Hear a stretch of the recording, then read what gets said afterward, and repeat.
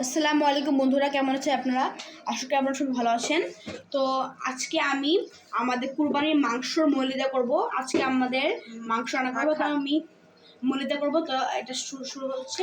প্রথমে আমরা দিব পেঁয়াজ বাটা, দেখতে পাচ্ছেন। এটা এখন আমি এক এক সবগুলো মশলা দেওয়া হবে, তারপর মাখবো।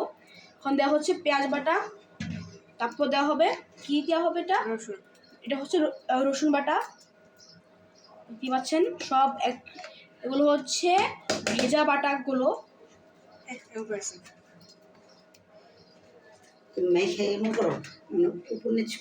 আমি এখন এগুলো একটু মৃদু ভাবে মেখে নেব, আপসাইড ডাউন করবো। আর এটা হচ্ছে আদা বাটা।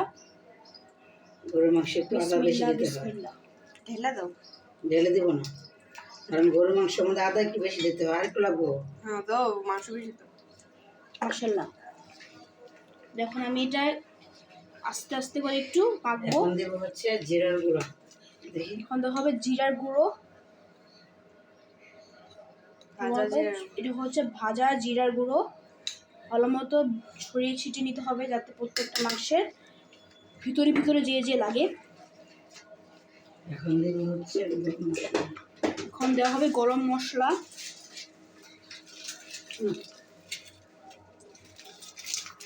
এখন দেওয়া হবে তেজপাতা।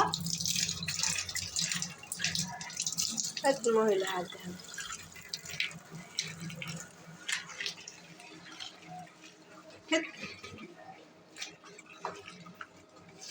এখন দেওয়া হবে লবণ।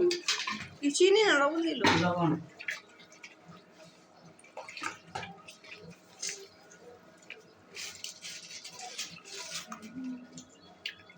যে এখানে দেওয়া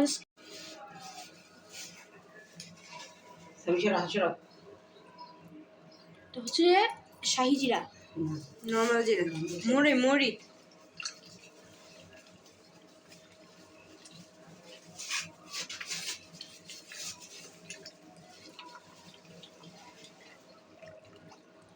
এগুলো হচ্ছে শাহি জিরা। এগুলো হচ্ছে মেইন মশলাগুলো। একটু করে দিচ্ছি। আলহামদুলিল্লাহ,